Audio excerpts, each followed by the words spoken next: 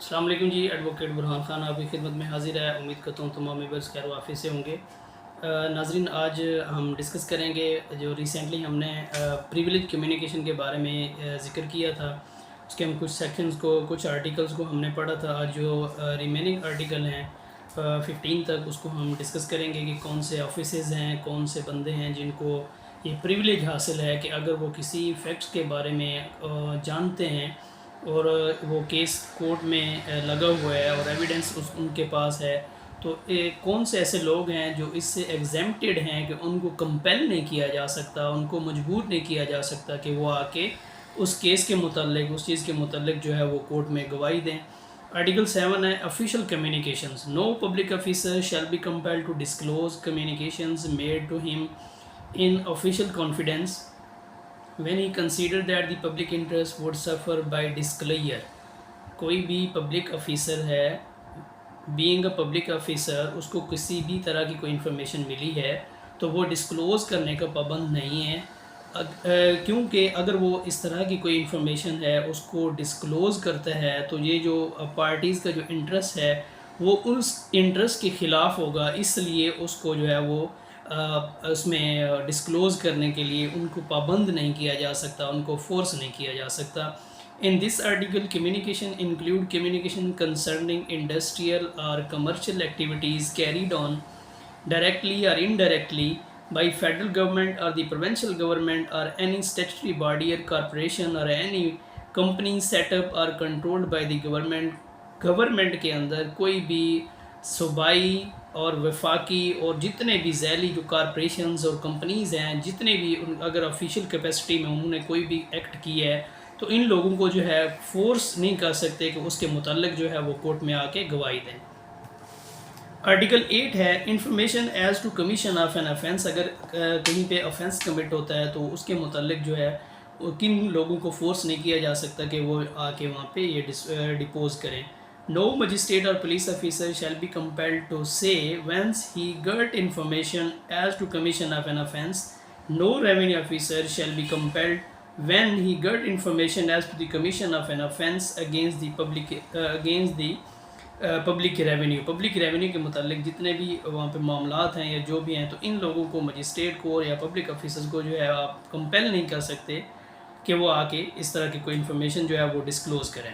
In this article revenue officers mean officers employed in और about the business और any branch of the public revenue के तहत जितने भी मुलाजमीन हैं, जितने भी लोग हैं, उन कोई एम्प्लॉई है तो इन लोगों को जो है आप जो है वो उनको फोर्स नहीं कर सकते। प्रोफेशनल कम्युनिकेशंस में आर्टिकल 9 है no advocate shall at any time permitted unless his client express consent. कोई एडवोकेट अपने क्लाइंट्स के बारे में इस तरह की कोई इन्फॉर्मेशन जो है वो शेयर नहीं कर सकता, कोई डिस्क्लोज़ नहीं कर सकता अनटिल अनलेस के वो उसको परमिट करे, एक्सप्रेसली उसके कहे कि वो जो इन्फॉर्मेशन है वो डिस्क्लोज़ कर सकता है।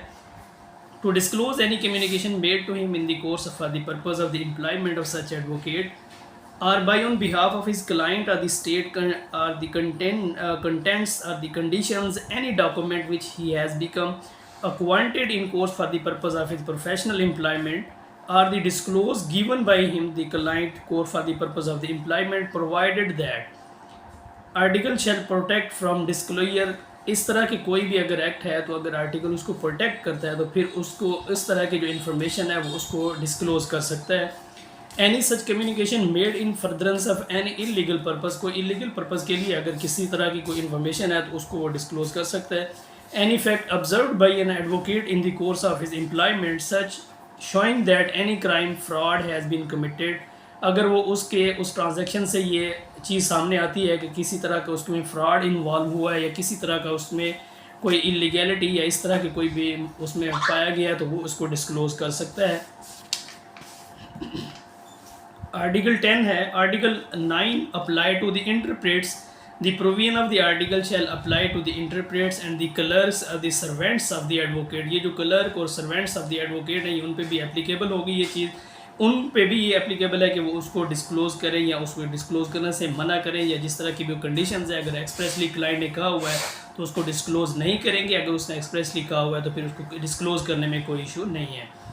privilege not waived by volunteering evidence, article 11 है, if any party to a suit give evidence therein to show instance otherwise, he shall not be deemed to have been consented thereby. Disclaimer as mentioned in article 9 of the party to suit the proceeding, call any such advocate and shall deem to have been consented to such question would not be a liberty to disclosure. कोई भी है अगर voluntarily उसको वो disclose करना चाहता है तो उसको प्रिविलेज हासिल है कि वो उसको वेव भी कर सकता है और उसको डिस्क्लोज भी कर सकता है.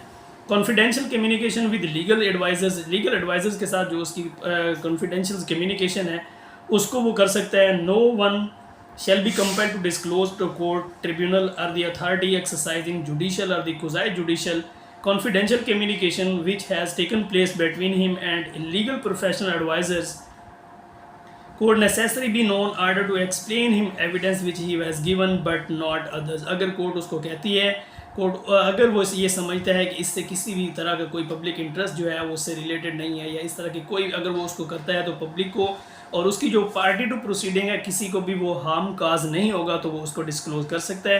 Production of the title deed witness not a party, article 13 है, अगर वो कोई उस केस में पार्टी नहीं है तो उसको भी वो डिस्क्लोज कर सकता है.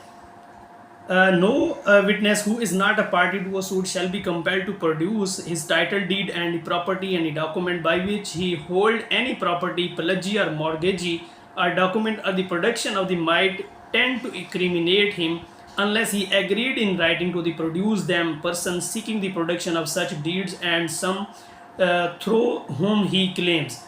अगर कोई भी बंदा जो है वो पार्टी टू सूट नहीं है और उसके पास जो है उसकी पोजेशन है, टाइटल डीड उसके पास है, तो उसको अब क्योंकि वो उस केस में पार्टी नहीं है इसलिए उसको कंपेल नहीं किया जा सकता कि वो उसको पार्टी डीड जो है वो वहाँ पे वो प्रोड्यूस करे, बेशक वो उसमें प्लेजी है या मॉर्गेजी है.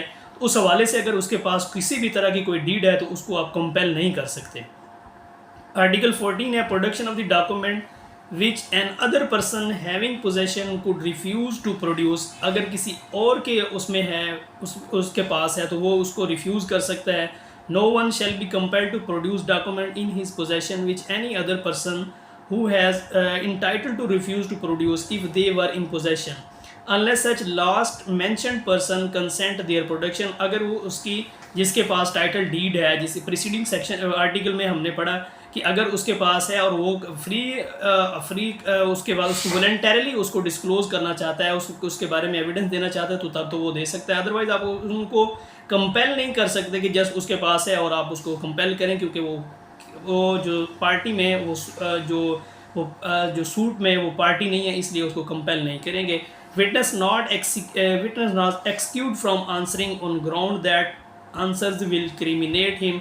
वो इस तरह से वो एक्सक्यूज़ नहीं कर सकता कि अगर वो एक्सक्यूज़ करता है कि वो ख़ुद को इनक्रिमिनेट करेगा इस मैटर से, वो ख़ुद अगर वो जवाब देता है तो उसमें वो ख़ुद मुजरिम बनता है, तो वहाँ पे वो जो है वो एक्सक्यूज़ नहीं कर सकता. A witness shall not be excused from answering any question as to any matter relevant in issue in any suit in civil criminal proceeding upon the ground that the answer on the question criminate him or tend directly or indirectly criminate such it will expose or tend to directly or indirectly expose such witness penalty forfeiture of any kind. किसी भी तरह का अगर वो offence commit करता है कि उसने पहले से कमिट किया हुआ ऑफेंस है, अगर वो उसको डिस्क्लोज़ करता है तो उसके बारे में उसको कोई फॉरफीचर हो सकती है या किसी भी किस्म की सज़ा हो सकती है, तो उसको आप फोर्स नहीं कर सकते. Provided that no such answer which shall be compelled to give him shall subject him to the arrest or the prosecution to be proved against him in criminal proceeding except the prosecution for giving false evidence by such answers. बशर्ते उसको उस answer के लिए उसको वहाँ पे नहीं कर सकते, लेकिन अगर वो ये आंसर देता है उसको अगर इस तरह की कोई अरेस्ट और डिटेंशन का ख़तरा है या इस तरह से कोई भी है तो फिर वो उसको रिफ्यूज़ भी कर सकता है. उसको मैं एविडेंस देने के लिए उसको कह सकता है कि मैं इसमें एविडेंस जो है वो मैं नहीं रिकॉर्ड करना चाहता, जो कोर्ट उसको फिर उसको कंपेल नहीं किया जा सकता. आर्टिकल 15 ऑफ द कानून शहादत 1984 relates to the witness and applies to the examination in a court or in commission. किसी भी तरह के जो अगर उनके पास अगर इस तरह के कोई भी डॉक्यूमेंट्स हैं, अगर इस तरह के कोई भी उनके पास कोई क्वेश्चन हैं, कोई आंसर्स हैं जिससे वो इंक्रिमिनेट होता है, जिससे वो किसी जुर्म के इर्तिकाब के बारे में उसको डिस्क्लोज़ होता है। तो इस तरह अगर उनको ये इमिनेंट और अरेस्ट का और डिटेंशन का ख़तरा है, तो फिर वो उसको जो है वो डिस्क्लोज़ नहीं कर सकता अनटिल अनलेस ये कि अगर वो झूठी गवाही देने पे कोर्ट उसको कन्विक्ट करे या किसी और तरह से। तो इन लोग ये थे हमारे पास प्रिविलेज कम्युनिकेशन, इनके बारे में हमने देखा। उम्मीद करता हूँ तमाम दोस्तों को ये टॉपिक पसंद आया होगा। तो कल तक के लिए अपने भाई को इजाज़त दीजिए। अल्लाह ताला आपका हामी और नासिर हो। अस्सलाम, थैंक यू।